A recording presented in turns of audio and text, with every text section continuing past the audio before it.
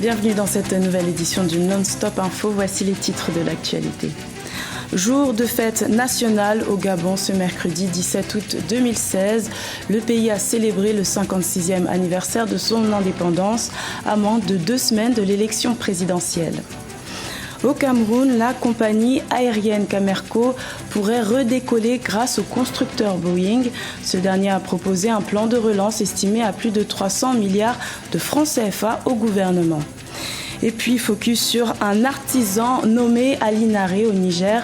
Ce créateur utilise la calebasse pour en faire des objets de décoration. Nous irons dans son atelier en fin d'édition. Mais avant de développer ces titres, au Soudan du Sud, le nouveau vice-président Taban Dangay a demandé ce mercredi 17 août à son prédécesseur Riek Machar de se tenir à l'écart des affaires politiques du pays. L'ancien allié de Riek Machar a été nommé au poste de vice-président le 23 juillet 2016 après que Riek Machar ait quitté Juba à la suite de violents affrontements dans la capitale du pays. La campagne électorale ouverte depuis le 13 août se poursuit au Gabon. Après le ralliement de 2 ténors de l'opposition à Jean-Ping, ils ne sont plus que 12 candidats en lice. Parmi eux, il y a l'ancien Premier ministre Raymond Dongsima qui est parti à la conquête de son électorat. Un reportage d'un de nos envoyés spéciaux au Gabon, Serge Kofi. C'est à Oyem, la capitale de la province du Wollentem au nord du Gabon, que le candidat indépendant Raymond Dongsima s'est longuement expliqué sur les raisons de son départ du gouvernement. Entre autres, le désaccord avec ses compagnons politiques d'antan et les raisons qui l'ont poussé à quitter le Parti démocratique gabonais. Son engagement politique est selon lui basé sur sa volonté de mettre en place un Gabon nouveau où le débat public ne sera pas un débat de personnes. J'ai été Premier ministre Ali Bongo, oui, mais je ne connais pas M. Ali Bongo dans sa vie privée. Et Dieu me garde de dire des choses que je ne connais pas. Et ça ne veut pas dire que j'ai peur de lui ou que j'ai peur de quelqu'un. Ça veut dire que je me respecte d'abord moi-même. Et ensuite je respecte les autres. Et vous ne pouvez pas vous laisser tromper par les gens qui vous disent que oui, mais voilà, vous voyez Dongsima, il ne parle pas, il n'insulte pas lui, et voilà tout ça. Depuis qu'ils ont commencé à l'insulter, ça a donné quoi? Quel résultat, hein? Vous avez quoi? Rien. C'est pas ça. Ça ne change rien à la façon dont le pays est gouverné. La transparence dans la gestion de l'État, une solidarité nationale plus forte, Raymond Dongsima le défend en promettant une nation gabonaise plus juste. Il promet une justice indépendante avec les moyens de protéger les Gabonais. J'ai démissionné de l'Assemblée, on ne m'a pas enlevé. Je suis allé moi-même dire, je quitte. Je suis parti moi-même parce que j'ai vu comment on fait le budget. Je sais leur dire, le budget qu'on fait là n'est pas fait correctement. Il y a des choses qui ne sont pas claires dedans. Pas un petit montant, de très gros montants. Et j'ai reposé le problème. On m'a dit non, c'est pas, j'ai reposé une 2e fois. Quand j'ai vu qu'on ne veut pas, je suis sorti, j'ai dit, je ne veux pas être complice de ça. Je suis allé chez moi en mai 2015, j'ai écrit, je quitte. Je préfère renoncer au salaire qu'on me donne, je m'en vais laisser à la maison. Parce que demain, il y a demain. Dans cette campagne électorale, Raymond Dongsima a rejeté toute tentative de rapprochement de l'opposition visant à une candidature unique. Il pose comme préalable des assises dans lesquelles toutes les parties devront s'entendre avec un partage des valeurs de la République.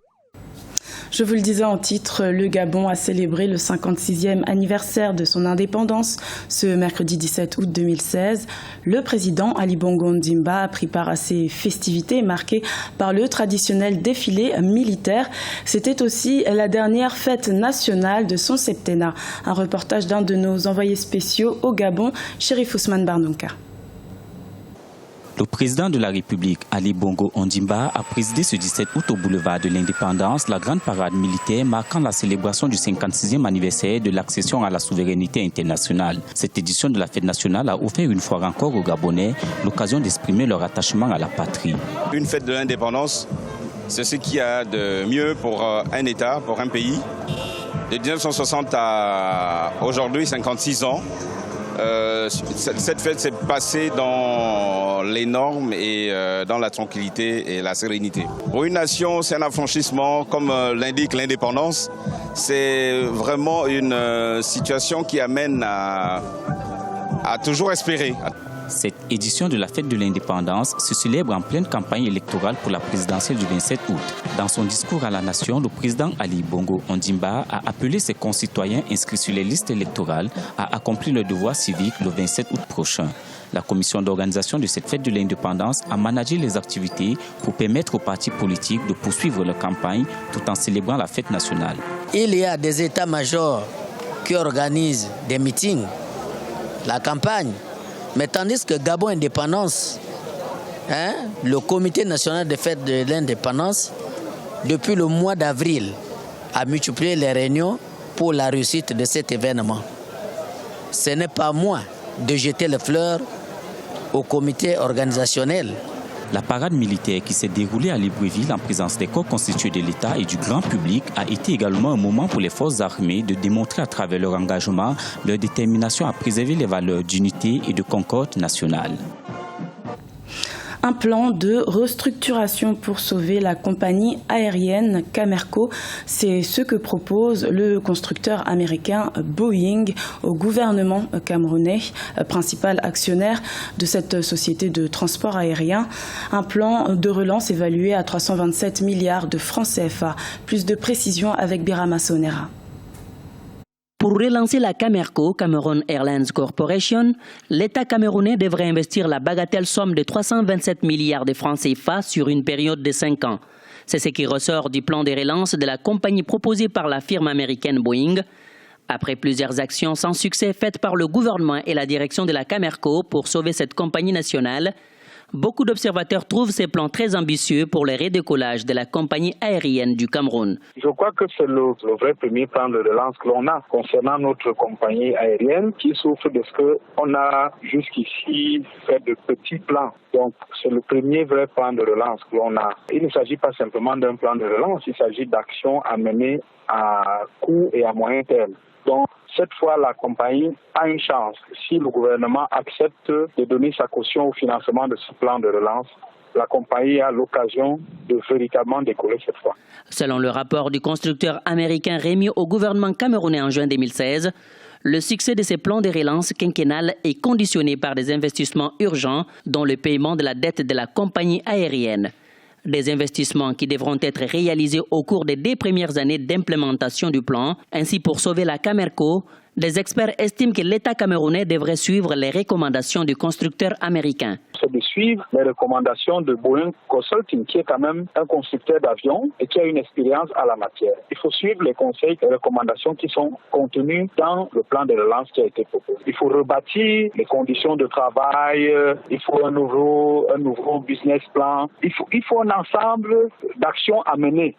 Et toutes ces actions sont contenues dans ce business plan. Je crois qu'il est possible qu'il puisse conduire, s'il est appliqué, qu'il puisse conduire la compagnie à un nouveau décollage. Au Cameroun, la Camerco fait face à des difficultés financières. Certains de ses avions sont cloués au sol depuis des mois. En rappel, la dette de la compagnie aérienne s'élève à la mi-2016 à 35 milliards de francs CFA, dont 20 milliards dus à des institutionnels camerounais. Une situation alarmante selon les analystes qui nécessite aujourd'hui l'intervention de l'État camerounais afin de sauver l'unique compagnie de transport aérien du pays. Quand un fruit sec se transforme en objet d'art, longtemps utilisé comme ustensile de cuisine, la calebasse est en train de devenir un objet de décoration. Au Niger, Aline Aré a choisi de s'en inspirer pour développer son art. Un portrait à découvrir dans ce reportage de notre correspondant Sadou Alizé Mokhtar. Utilisée comme récipient ou ustensile de cuisine, est aussi aujourd'hui transformée en objet de décoration de maison. Elle peut se transformer sous différentes formes en fonction de l'imagination de l'artiste. Ici, dans l'atelier de Ali Nare à Niamey au Niger, la calebasse est utilisée pour en faire des objets utilitaires comme des lampes de chevet, des gourdes, mais aussi des objets de décoration comme des appliques murales. La calebasse est beaucoup utilisée dans nos vies quotidiennes. Parce qu'à travers la calebasse, on fait les linges, on prépare.